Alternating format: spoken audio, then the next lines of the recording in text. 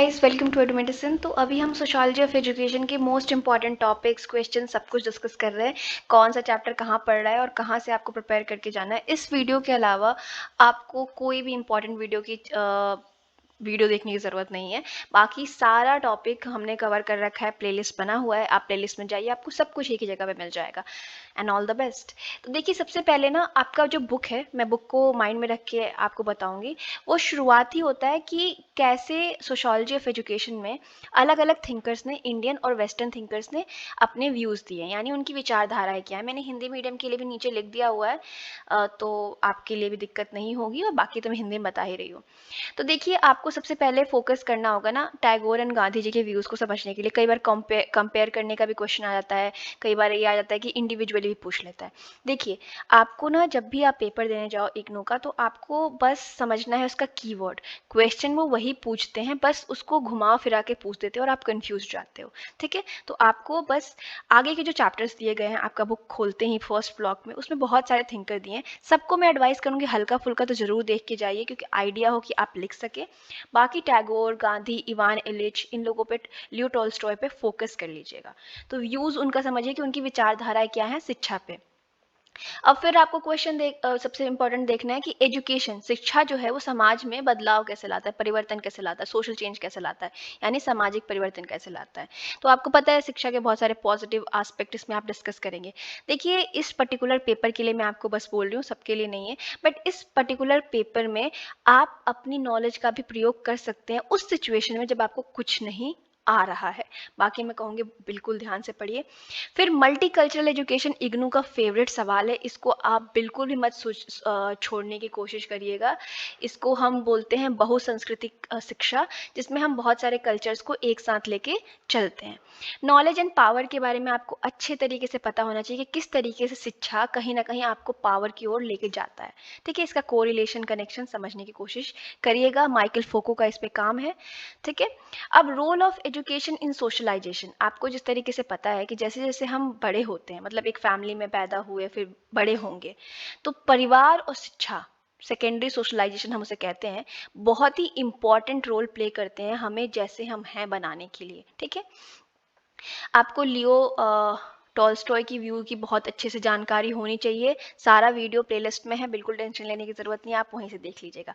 जब हम करिकुलम बनाते हैं ना, तो उसमें एजुकेशन का क्या रोल होता है और करिकुलम किस किस चीज़ से प्रभावित होता है, धर्म से, राजनीति से, इसके बारे में आपको समझने की ज़रूरत है। ये ब्लॉक 3-4 में डिस्कस किया गया है, आप आराम से देखिए, बहुत ही सिंपल टॉपिक है, आपको समझ में आ जाएगा। अब एजुकेशन टूल किस तरीके से बन सकता है, एक शिक्षा किस प्रकार से आपको एम्पावर करने के लिए, सशक्तिकरण करने के लिए प्रयोग किया जा सकता है। अगर आपको नहीं भी आता ये ऐसे सवाल, आप आराम से बातें कर सकते हैं कि भारत में क्या चल रहा है और भारत में क्या क्या प्रयोग किए गए कि लोगों को शिक्षा के द्वारा सशक्तिकरण किया जाए, चाहे वो महिलाएं हैं, बच्चे हैं, चाहे पिछड़े वर्ग के लोग हैं, उनको हमने रिजर्वेशन दे के किया। इन सब के बारे में आप बात कर सकते हैं। आपको पता है कि इग्नू एक ओपन डिस्टेंस लर्निंग प्लेटफॉर्म है या एक यूनिवर्सिटी है जो प्रोवाइड करती है। तो आपको इसमें ब्लॉक में, आप जब सारी बुक पढ़ लेंगे तो आखिरी का जो ब्लॉक है उसमें सिर्फ ओपन डिस्टेंस लर्निंग के बारे में 4-5 चैप्टर दिए हुए हैं। उसकी नॉलेज आपको अच्छे से होनी चाहिए। कभी कभी फिलॉसफी पूछ लेता है कि ओपन डिस्टेंस लर्निंग क्या होती है, उसकी प्रॉब्लम्स पूछ लेता है किस तरीके से अच्छी है। तो इसके बारे में आपको पता होना चाहिए कि बेसिकली ओपन डिस्टेंस लर्निंग होती क्या है। इस पे भी वीडियो आपको मिल जाएगा। ठीक है, उसके बाद सोशोलॉजिकल पर्सपेक्टिव ऑन एजुकेशन, यानी आप जब एजुकेशन के बारे में पढ़ रहे हैं और सोशोलॉजी ऑफ एजुकेशन पढ़ रहे हैं, शिक्षा का समाज शास्त्र है, तो आपको पता होना चाहिए कि समाज शास्त्री शिक्षा के बारे में क्या सोचते हैं। स्टार्ट के चैप्टर्स में आपको अच्छा खासा एग्जाम्पल मिल जाएगा।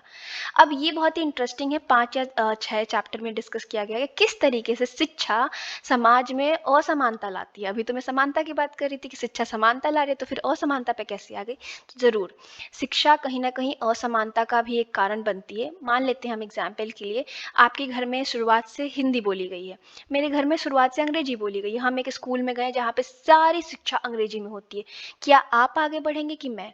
आपके पास उत्तर होगा इसका। तो सिमिलर रेगुलर सिचुएशन होती है कि बड़े जो लोग होते हैं, पावरफुल लोग होते हैं, वो अपनी ही शिक्षा को बढ़ावा देना चाहते हैं और अपने ही लोगों को, और कहीं ना कहीं इसी राह पे असमानता आ जाती है। इस पे आपको बोर्ड्यू का और एप्पल का काम मिलेगा। बहुत ही अच्छा चैप्टर है, बहुत कुछ डिस्कस करता है, तो इसको अच्छे से आप देखिएगा।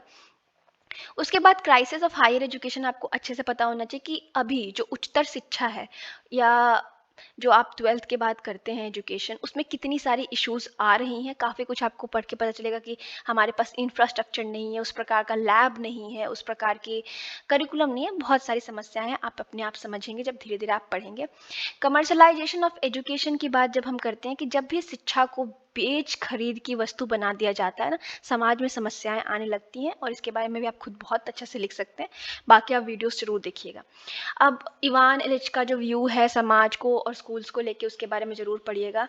हल्का फुल्का आपको नॉलेज सोसाइटी के बारे में आइडिया होना चाहिए, और किस तरीके से जो एजुकेशन है वो नेशन बिल्डिंग में, यानी हमारा जो राष्ट्र निर्माण है उसमें किस प्रकार से शिक्षा का योगदान होता है। 7 या 8 चैप्टर होगा, इसको ज़रूर देखिएगा, यूनिट 7 या 8, ये काफ़ी इंपॉर्टेंट है। और उसके बाद आप प्राइवेट सेक्टर किस तरीके से प्रोफेशनल एजुकेशन को बढ़ावा दे सकती है, या उसके नेगेटिव एस्पेक्ट क्या हैं, उसके बारे में भी वीडियो है। और आपका चैप्टर आई थिंक 17-18 पड़ेगा ये, इसको भी देखिएगा। इतना कर लेंगे तो आपके लिए आपका सोशोलॉजी ऑफ एजुकेशन काफ़ी ज़्यादा हद तक कंप्लीट हो जाएगा। इसके बियॉन्ड बहुत क्वेश्चंस नहीं आते हैं।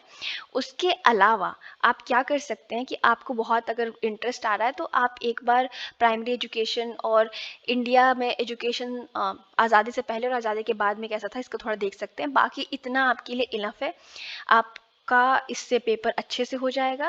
And that's it. Thank you so much. Have a nice day.